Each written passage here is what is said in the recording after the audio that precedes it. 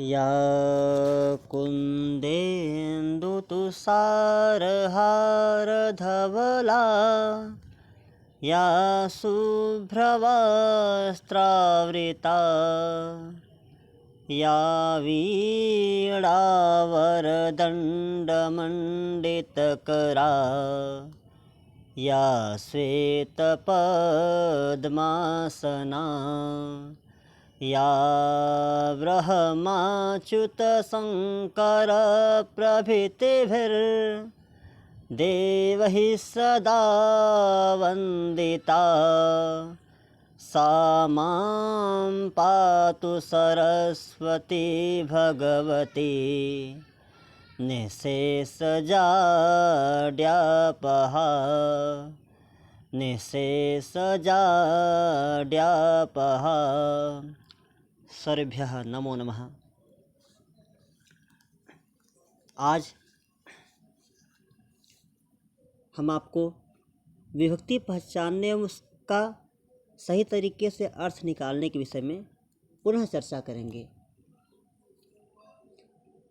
इसके पिछले वीडियो में हमने 3 नियम बताए थे कि कैसे किस विभक्ति को हम पहचानें, किसमें कौन सी विभक्ति है और इस शब्द का अर्थ क्या होगा।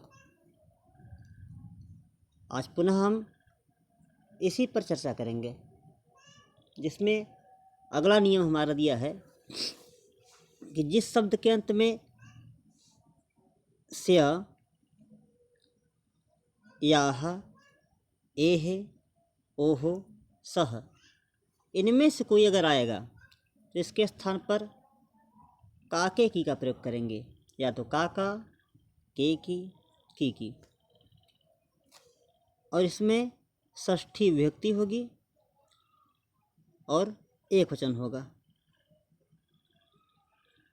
जैसे श्यामस्य, अब देख रहे हैं श्यामस्य में श्याम शब्द है और अंत में स्या आया हुआ है।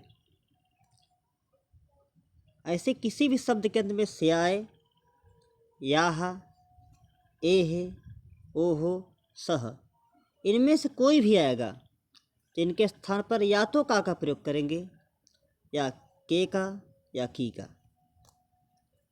अब यहाँ पर हम देख रहे हैं कि श्यामस्य में श्याम शब्द है और अंत में स्या आया हुआ है। तो कुछ लोग सोचते हैं कि हम क्या करें, अब हम यहाँ पर का लगाए कि के लगाए कि की लगाए, हम कैसे जाने कि क्या लगाना हमें है। तो हमेशा आपको याद रखना है इस बात को कि जब कभी भी किसी शब्द के आगे स्त्रीलिंग आएगा, स्त्रीलिंग का कोई शब्द आएगा तो उसमें आप की का प्रयोग करेंगे। जैसे यहाँ पर देख रहे हैं कि श्याम शब्द के आगे माता शब्द आया हुआ है जो कि स्त्रीलिंग में है। तो जब कभी भी अगला शब्द स्त्रीलिंग में होगा तो हमेशा आप की का प्रयोग करेंगे, इसको ध्यान में रखना है। तो हमारा अर्थ हो जाएगा श्याम की माता। दूसरा उदाहरण देखते हैं, सीतायाः सखी। अब सीतायाः में आप देख रहे हैं कि सीता शब्द है और सीता शब्द के अंत में याह आया हुआ है। और आपसे हमने पहले ही बताया कि जब किसी भी शब्द के अंत में इनमें से कोई आएगा, स्या, याह, एह, ओह, सह, तो इसके स्थान पर काके की का प्रयोग करेंगे आप।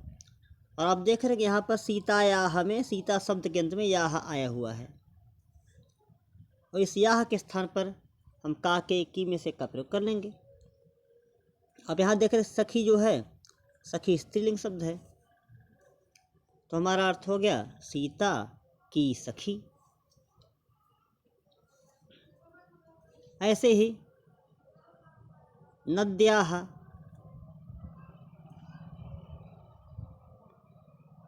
नद्याः में आप देख रहे हैं कि अंत में याह आया हुआ है। इस याह के स्थान पर हम काके की का प्रयोग कर लेंगे, हो जाएगा हमारा अर्थ नदी का।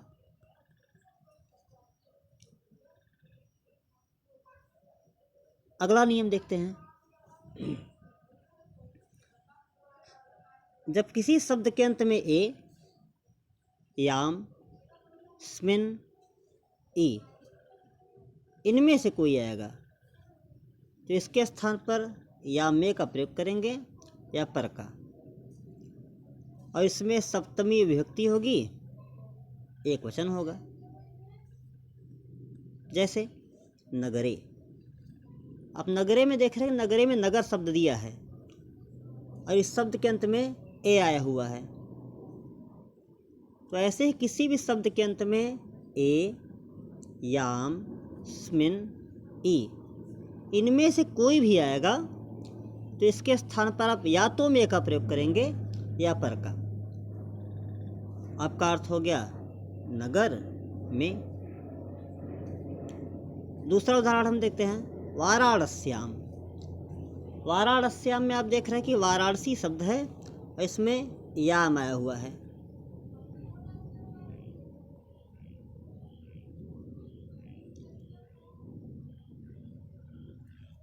और आपसे हमने पहले ही बताया कि जब किसी शब्द के अंत में ए, याम, स्मिन, ई आएगा तो इसके स्थान पर में या पर का प्रयोग करेंगे। तो आप देख रहे हैं कि वाराणसी में याम आया हुआ है, इस याम के स्थान पर हम में का प्रयोग कर लेंगे। हमारा अर्थ हो जाएगा वाराणसी में।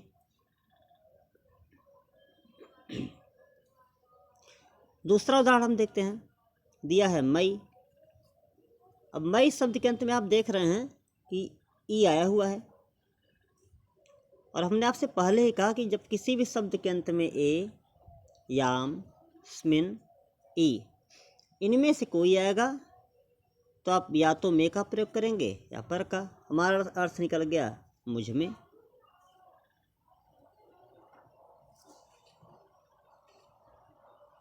अगला नियम देखिए, जब किसी शब्द के अंत में अय है, भे है, इनमें से कोई आएगा तो इसके स्थान पर या से का प्रयोग करेंगे या द्वारा का, और इसमें तृतीया विभक्ति होगी, तृतीया विभक्ति होगी और बहुवचन होगा। जैसे बालकय है। बालकय है में आप देख रहे हैं बालक शब्द है और अंत में अय है आया हुआ है। इसकी ऐसे आएगा, आपको कभी भी ऐसे मिलेगा। आप सोचेंगे नहीं हमको अय है ऐसे लिखा हुआ मिले तो ज़िंदगी बीत जाएगी ढूंढते ढूंढते, लेकिन आपको ऐसे मिलने वाला है नहीं। तो हमेशा आपको याद रखना है कि कभी भी आपको किसी शब्द के अंत में जब ऐसे मिलेगा, ठीक है, तो ही तृतीया का बहुवचन होगा। आप सोचें नहीं हमें ऐसे मिलेगा, तो ऐसे मिलने वाला कभी है नहीं, जान लीजिएगा। हमेशा आपके स्वर की जो मात्रा है, जो उसका चिन्ह है, वही आपको मिलेगा। तो यहाँ बालकय है में आप देख रहे बहुवचन में है, और या तो से का प्रयोग हो गया तो द्वारे का, तो हमारा अर्थ हो गया बालको से। दूसरा उदाहरण हम देखते हैं, कविभिः। अब कविभिः में आप देख रहे हैं कविभिः में कवि शब्द है और अंत में भिः आया हुआ है, और हमने आपसे पहले ही कहा कि जब किसी भी शब्द के अंत में अय है, भिः, इनमें से कोई आएगा, इसके स्थान पर या तो से का प्रयोग करेंगे या द्वारा का। तो हमारा अर्थ हो गया कवियों से। ऐसे ही हम दूसरा उदाहरण लेते हैं, नदीभिः। अब नदीभिः शब्द के अंत में आप देख रहे हैं कि नदी शब्द है और अंत में भिः आया हुआ है। अब इस भी आया हुआ है तो इससे हमारा पता चल गया कि इसके स्थान पर हमको या तो से का प्रयोग करना है या द्वारा का, वो भी बहुवचन में। तो हमारा अर्थ हो गया नदियों से।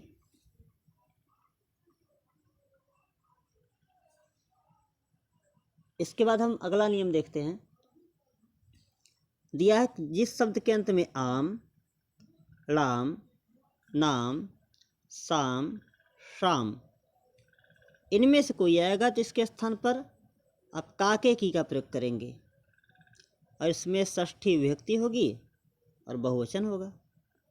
जैसे पुस्तका नाम। पुस्तका नाम में आप देख रहे हैं कि पुस्तक शब्द है और अंत में आपको नाम दिखाई पड़ेगा।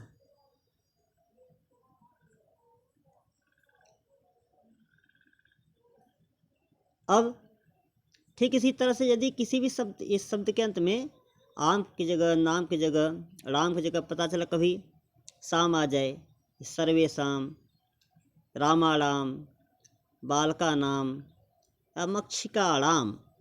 अब मक्षिकाणाम में आप देख रहे हैं कि अंत में राम आया हुआ है, तो कोई भी इनमें से अगर आता है, ये जरूरी नहीं कि आपका नाम ही आए या शाम ही आए, इनमें से कोई भी आ सकता है। तो जब इनमें से कोई भी आएगा, इसके स्थान पर आप या तो का प्रयोग करेंगे या के या की का प्रयोग करेंगे, और इसमें षष्ठी विभक्ति होगी और बहुवचन होगा। जैसे पुस्तका नाम में आप देख रहे हैं कि पुस्तक शब्द है और अंत में नाम दिया हुआ है, तो हमारा अर्थ हो जाएगा पुस्तकों का। मक्षिकाणाम में मक्षिक शब्द है जिसका अर्थ मक्खी होता है। अब अंत में राम आया हुआ है, इससे हमें पता चलता है यह हमारा बहुवचन में है, वो भी षष्ठी के बहुवचन में। तो हमको चिन्ह तो काके के लगाना ही है, लेकिन बहुवचन में लगाना है।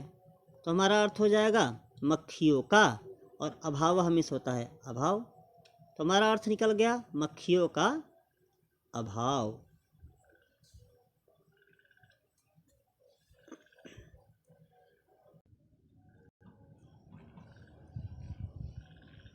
जब किसी शब्द के अंत में सु, सु इनमें से कोई आएगा, जिसके स्थान पर या तो में का प्रयोग करेंगे या पर का, और इसमें सप्तमी विभक्ति होगी और बहुवचन होगा। जैसे नदीसु, अब आप नदीसु में देख रहे हैं कि नदी शब्द है और अंत में सु आया हुआ है। हमने आपसे पहले ही बताया कि जब किसी शब्द के अंत में सु आएगा, जिसके स्थान पर या में का प्रयोग करेंगे या पर का, और इसमें सप्तमी विभक्ति होगी और बहुवचन होगा। तो हमें इसका प्रयोग बहुवचन में ही करना है, न कि एक वचन में। तो हमारा नदीसु का अर्थ निकला नदियों में। ऐसे ही नगरेशु अगर दे देता, नगरेशु, नगरेशु में भी आप देख रहे हैं कि नगर शब्द है और अंत में सु है। अब अंत में सु आने से इसका क्या अर्थ हो गया, नगरों में। हमने एक वचन नहीं अर्थ लिया नगर में, सु आया हुआ है इसलिए हमने बहुवचन में इसका प्रयोग किया, नगरों में। ऐसे ही ग्रामेशु, अब ग्रामेशु में आप देख पा रहे हैं कि ग्राम शब्द है जिसका अर्थ गांव होता है, और इस शब्द के अंत में भी सु आया हुआ है, तो हमारा अर्थ हो जाएगा गाँवों में। दूसरा उदाहरण है लतासु। अब लतासु में आप देख रहे हैं कि अंत में सु आया हुआ है, हमारा अर्थ हो जाएगा लताओं में। ऐसे ही कोई भी शब्द देता है और उसके शब्द के अंत में सु आता है, तो इसके स्थान पर या में का प्रयोग करेंगे या पर का। जैसे एक उदाहरण और दे देते हैं आपके समक्ष, बाल केसु, बाल केसु। अब बाल केसु आप देख रहे हैं बालक शब्द है और अंत में सु आया हुआ है, इसके स्थान पर हम पुनः में या पर का प्रयोग कर लेंगे, तो हमारा अर्थ निकलेगा बालकों में।